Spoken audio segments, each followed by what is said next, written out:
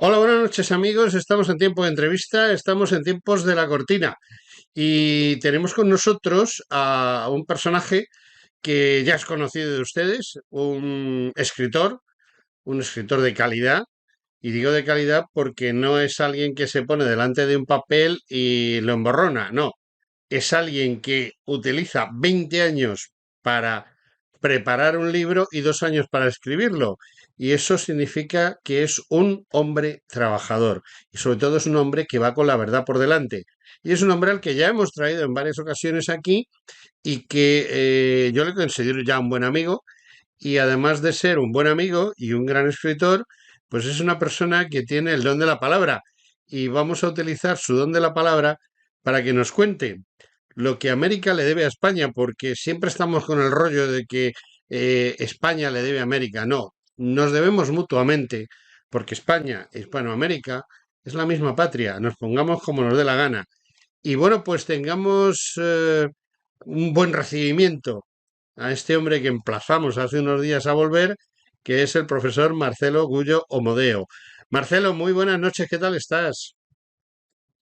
Noches a tu persona y a toda la audiencia. Muchísimas gracias por entrevistarme para dar a conocer a los españoles mi tercer libro publicado en España, que es este que tengo en mis manos, Lo que América le debe a España, como los otros títulos también muy provocadores. El primero, si recuerdas, fue, ¿no es cierto?, Madre Patria. El segundo, Nada por lo que pedí perdón, también un título provocador. Y ahora un título más provocador todavía, Lo que España, lo que América le debe a España, lo que América le debe a España.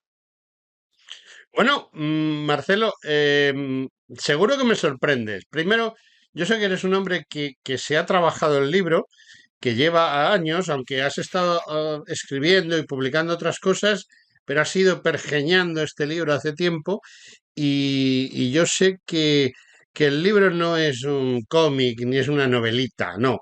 Yo sé que es un libro bien estructurado y sobre todo bien documentado. La documentación para ti yo sé que es básico y fundamental, pero todavía no me he dado tiempo a tener el libro en mis manos y me gustaría, sin destriparlo, por favor, no me destripes el libro porque entonces la estropeamos.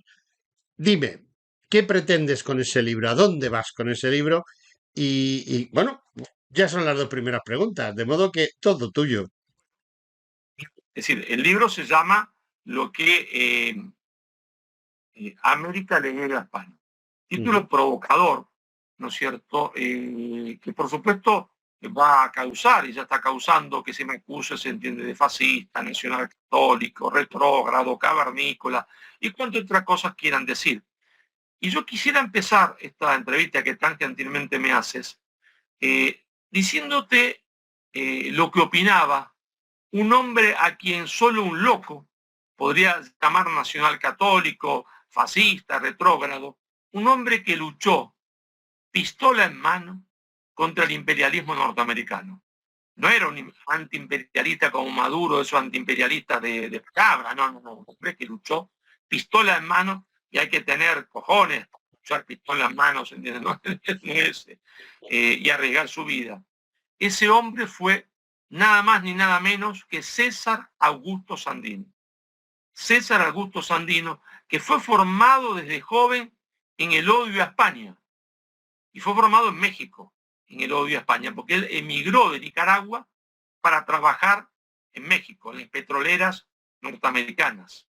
Y ahí fue educado en el odio a España. Él era un hombre de mamá india, de mamá india, de mamá india empleada doméstica y odiaba a España. Pero después, como era un hombre de buena voluntad, como era un hombre que buscaba la verdad, comenzó a ver la verdad y se dio cuenta de que lo habían engañado, de que lo habían adoctrinado contra España, que le habían sembrado un odio que no correspondía a la realidad histórica. ¿Y qué dijo César Augusto Sandino? Repito, no un intelectual antinorteamericano de palabras, sino un hombre que los enfrentó pistola en mano. Dijo lo siguiente, fíjate, ¿no? Dijo,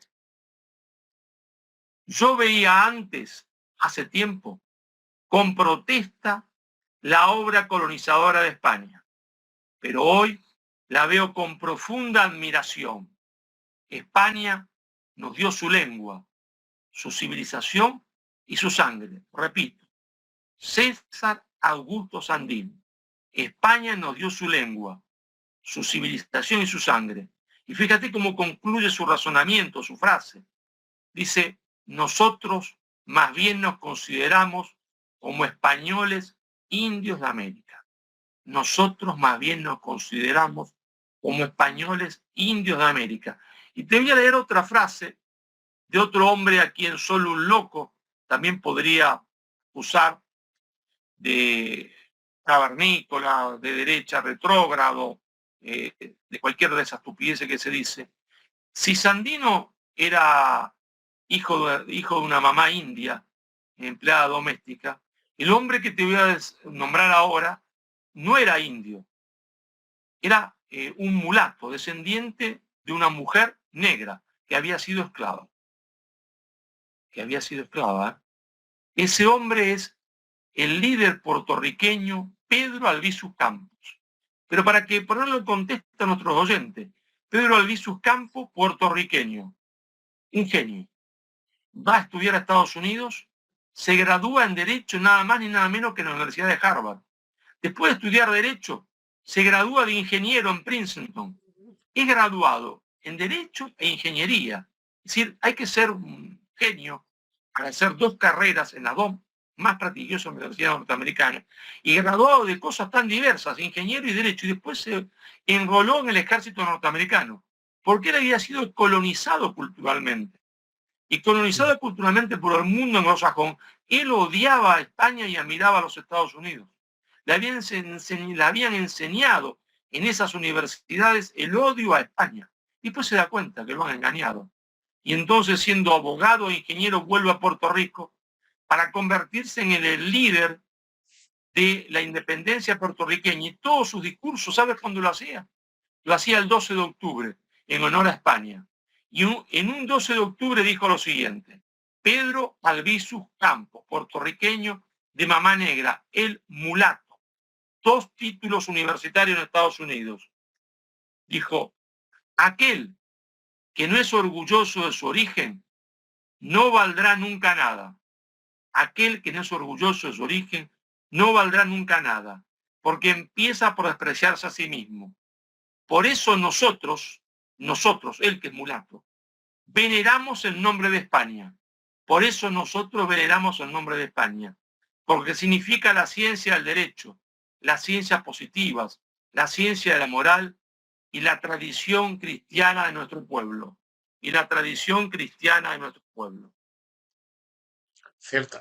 Ciertamente. Más claro, ¿no es cierto? Un gran.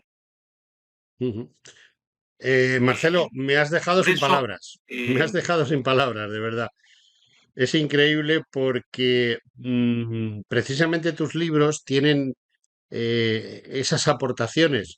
O sea, cuando alguien dice, no, es que Marcelo y tal es fascista, es un... y resulta que las dos personas, esas dos citas, yo sé que hay más citas en el libro, interesantes, muy interesantes, demuestran todo lo contrario. Lo que pasa es lo que hablábamos el otro día en la entrevista que hicimos hace unos días, en la cual hablábamos precisamente de que esos holandeses, franceses y sobre todo anglos se dedican a decir, los españoles son malos por esto y por esto, cuando en realidad son ellos. Es decir, su manera de despreciarnos, su manera de tratarnos es acusarnos de sus delitos, que eso es verdaderamente deleznable. Y yo sé que tú eres un hombre que precisamente con ese trabajo que has hecho estás dándole la vuelta a esa tortilla para que veamos la realidad. Y sobre todo me da la ligera impresión de que igual que has enfocado otros libros de otra manera, este lo has enfocado desde un punto de vista muy cultural, ¿verdad? Sí, porque yo me pregunto en la primera parte del libro, en los primeros capítulos, ¿de dónde venimos? Porque los que no saben de dónde vienen no saben a dónde van. Y entonces, eh, digo, España, como dijo Pedro Albizu Campos, nos trajo su cultura. Como dijo César Sandino, nos trajo su cultura, su lengua, su espíritu. ¿Y qué nos trajo España? Nos trajo lo mejor de Grecia. Que en Grecia, mi querido amigo, nace el pensamiento y la capacidad de razonar independientemente de los mitos. Cuando los griegos, por ejemplo, empezando por Sócrates y después continuando por Platón y Aristóteles, descubren la idea, se entiende, de sustancia, que es diferente a la idea de accidente. Si tomamos una mesa, puede haber una mesa cuadrada, ¿no? Puede haber una mesa redonda, una mesa con 5 patas y una mesa con 3 patas, una mesa negra y una mesa blanca. Sin embargo, siempre es una mesa. ¿Y por qué? Porque hay algo que es la sustancia, aquello que lo hace ser lo que es, aquello que lo hace ser lo que es. Sin esa idea de sustancia, no es posible la convivencia entre los hombres, porque no es posible el pensamiento objetivo, ni es posible la democracia. Sino, si la democracia no admite la idea de sustancia, se convierte en una dictadura de las minorías, una dictadura políticamente correcta. Por eso hoy las democracias se están convirtiendo en dictadura. Cuando dicen que el gallo puede ser gallino, la gallina puede ser gallo, no pueden serlo, porque la sustancia es la sustancia. ¿El accidente cuál es? Que tienen 3 patas, 4, que son negras o blancas las mesas. Eso es el accidente. Y eso nos trajo España con Grecia. Pero España también nos trajo a Roma. Nos trajo a Roma, que fue el primer lugar donde se hace el derecho, donde se codifica el derecho, donde se establecen los principios del derecho. Por ejemplo, ¿qué cosa? El principio de cosa juzgada.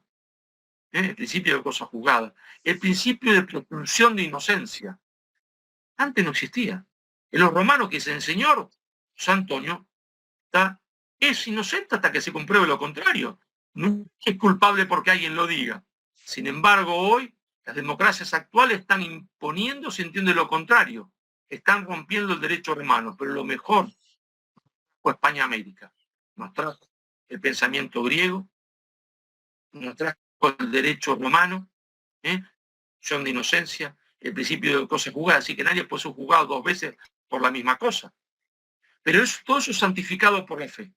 Todo eso pasado por el tamiz del cristianismo, porque Roma y Grecia eran paganos. Entonces, cuando eso se cristianiza, se establece el principio de que todos los hombres son iguales, porque son hermanos en Cristo e hijos del mismo Padre.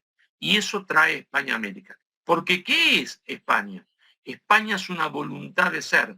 España es Hispania, la antigua provincia romana, porque así como Roma hizo España, España hizo Hispanoamérica. Pero esa provincia romana, Hispania, que se cristianiza, que se bautiza, se entiende gracias al apóstol Santiago, tiene que enfrentar la circunstancia más difícil que jamás ha enfrentado un pueblo en su historia, que es la invasión de un imperialismo atroz como fue el imperialismo maometano. Y un grupo de hombres, que no importa si fueron pocos o muchos, en Covadonga, dice, nosotros lo vamos a enfrentar. Nosotros no queremos ser musulmanes, nosotros no queremos ser árabes. Y si ese pequeño grupo de hombres enfrentó a un gran ejército, a unos pocos no tienen una importancia.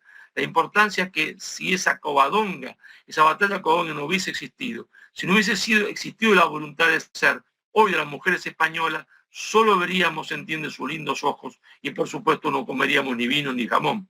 Y entonces esa voluntad de ser, que fue España, contra ese imperialismo avasallador, esa voluntad de ser, cuando llega a América, se transforma en voluntad de hacer. En voluntad de hacer, ¿qué cosa? En voluntad de hacer de esta tierra una tierra cristiana, donde todos los hombres fueran hijos del mismo Padre y hermanos en Cristo. Porque lo que reinaba en América, no era un paraíso. Miente, se entiende Bartolomé de las Casas. América era un infierno donde reinaba la antropofagia, donde reinaba, se entiende, el canibalismo de los indios pijaos, que perseguían a los chichas, las tribus chichas, mataban a hombres y niños, pero dejaban a las mujeres vivas. ¿Sabe por qué? Porque las capturaban, las embarazaban, las hacían tener hijos, las hacían engordarlo y a los 12 años se comían sus propios hijos. América era un infierno. Y por eso los pueblos se hicieron, se entiende, cristianos, que nadie los obligó, sino porque la propuesta que traían esos monjes españoles o frailes españoles era una propuesta de liberación, liberación de los dioses de la muerte y del terror.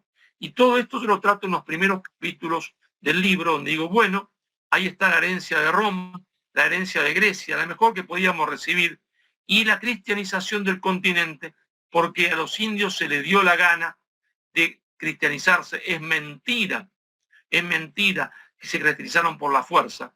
Y si querés te cuento el por qué.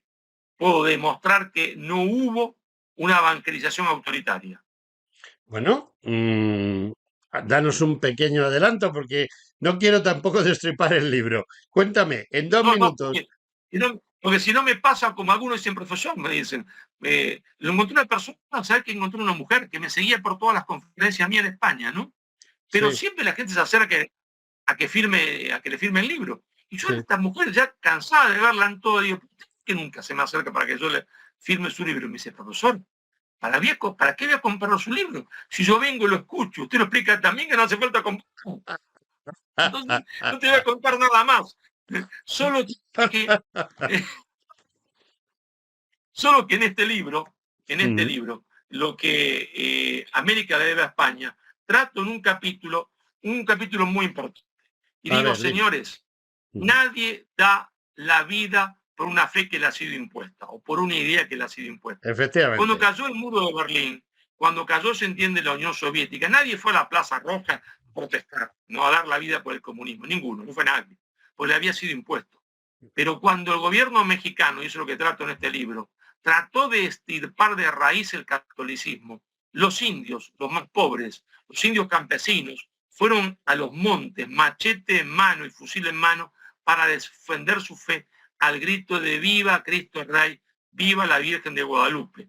El falso gobierno socialista, ¿no es cierto?, mexicano, apoyado por quién? Por el imperialismo norteamericano, que le dio armas al gobierno mexicano, que le dio aviones al gobierno mexicano para derrotar a esta revolución india, que comenzó siendo una revolución étnica. Los indios católicos defendiendo su catolicismo, que después fue policlasista, porque se unieron, se entiende, los sectores de clase media de las ciudades para estar, se entiende, y defender su fe. Y cuando un pueblo defiende su fe y arriesga su vida y muere como mártires, es porque esa fe no le fue impuesta. Y esto, mi querido amigo, es muy importante de ser dicho, porque desgraciadamente hoy, desde la misma Iglesia Católica, desde sus máximas autoridades, se está mintiendo y diciendo y pidiendo perdón por algo que no hay que pedir perdón, porque se está mintiendo y diciendo que la cristianización fue una cristianización autoritaria, y eso es absolutamente falso. Los indios se convirtieron porque se les dio la gana, y yo esto lo pruebo, se entiende, en este libro, lo que América le debe a España. Bueno, no solo se convirtieron, precisamente yo siempre hago hincapié en lo mismo, en esos momentos en los cuales se rompe esa unidad entre la madre patria y las provincias americanas. Y es curioso porque son los descendientes, los blancos descendientes de españoles, esos que iban de defensores de la libertad, etcétera, etcétera, y que propugnaban la independencia, la secesión, más bien, pues tuvieron que luchar precisamente con los indios, con los descendientes de los indios, con los descendientes de los mestizos, con los mulatos, etcétera, etcétera, que querían seguir siendo españoles. Y tiene que ser con el apoyo precisamente de esos protestantes anglos, franceses y holandeses, con los que, con ese apoyo, que luego lo han estado pagando precisamente quien perdió, ellos y quien perdió, prácticamente hasta mitad del siglo XX, ¿no? Han estado pagando la deuda a Inglaterra que les ayudó a luchar contra su madre patria, contra España. ¿Y quién defendió a España? Esos indios que dicen algunos que les obligaron a hacerse cristianos, ¿no? Creo que fue así. Para que te cuente algo, Tienes minutos. te cuento que cuando Bolívar empieza su lucha, a Bolívar, ¿sabe quién nos enfrenta? Los indios Guajira. Los indios Guajira enfrentan a Ujú. Bolívar y solo Bolívar pudo vencerlo cuando desembarcaron en Venezuela, lo que hoy se conoce como Venezuela, cuando desembarcaron 5.000 casacas rojas. ¿Quién eran los 5.000 casacas rojas? Así llamaban los indios a los ingleses. 5.000 soldados ingleses desembarcaron en Venezuela. Y solo con la ayuda de estos 5.000 soldados ingleses, Bolívar pudo vencer a las masas indias, mestizas, negras y mulatas que se le oponían, porque los indios, los mulatos y los negros estaban contra Bolívar. Tal es así que Bolívar lo reconoce en un parte que hace, que le escribe a los ingleses diciéndole: la batalla de Carabobo, mi triunfo en Carabobo no hubiese sido posible sin los 5.000 soldados británicos. Pero te cuento algo más. En la última batalla, que fue la batalla de Ayacucho en el Perú, Ayacucho en el sur del Perú, en las pampas de Ayacucho, que quiere decir una planicie en altura, Ujú. se enfrentó el llamado ejército independentista y el ejército llamado realista. Mal llamados los dos, nombre que ninguno de los dos tiene nada que ver. Pero bueno, admitámoslo. En el ejército independentista había españoles peninsulares y había criollos. En el ejército independentista había españoles peninsulares y criollos. En el ejército llamado realista también había españoles peninsulares y criollos. Pero ¿sabes dónde solo había indios? En el llamado ejército realista. En el ejército llamado realista, en la batalla de Ayacucho, en la última batalla, ese ejército realista era formado de 6.000 hombres. 5.000 hombres, 5.000 eran quechua hablantes voluntarios. Y cuando fueron derrotados, Antonio Huachaca, el general indio Antonio Huachaca, continuó la resistencia en lo que se llamó la Guerra de los Castillos. La Guerra de los Castillos porque se llevaba en la cima de las montañas, en Ayacucho, hasta 1830. Escuchate este número, ¿no? Ujú.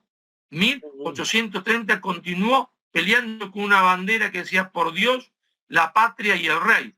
Y cuando Bolívar venía bajando, para demostrar que esto no es un caso aislado, venía bajando con sus tropas, con sus 5.000 soldados británicos desde Colombia y tuvo que pasar por Pasto, para llegar a Ecuador y al Perú tuvo que pasar por Pasto, por un nudo, que es el nudo de Pasto. ¿A quién se enfrentó? A los indios pastuzos, al mando del general Agualongo. Y a Agualongo lo van a fusilar. Y cuando lo fusilan, él dice: una y mil veces volveré a dar mi vida por Dios, la patria y el rey. Esa es la bandera de los indios pastuzos.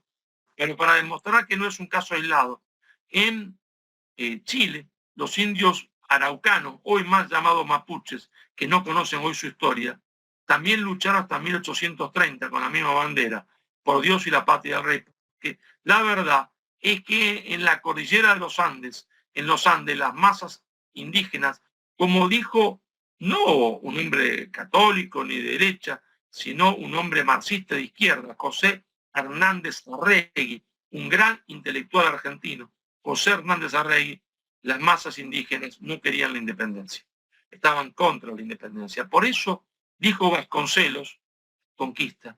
Conquista la hicieron los indios, fueron 300.000 indios que acompañaron a Cortés y liberaron a México del imperialismo antropófago de los aztecas. Pero la independencia, dice Vasconcelos, la independencia la hicieron los españoles porque los indios estaban en contra.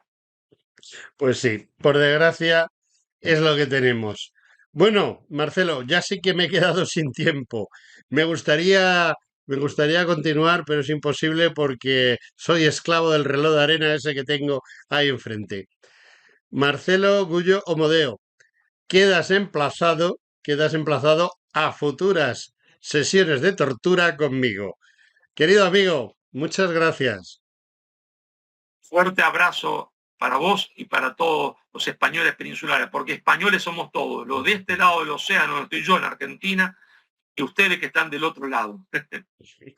Pues muchas gracias. Un abrazo, amigo, de verdad.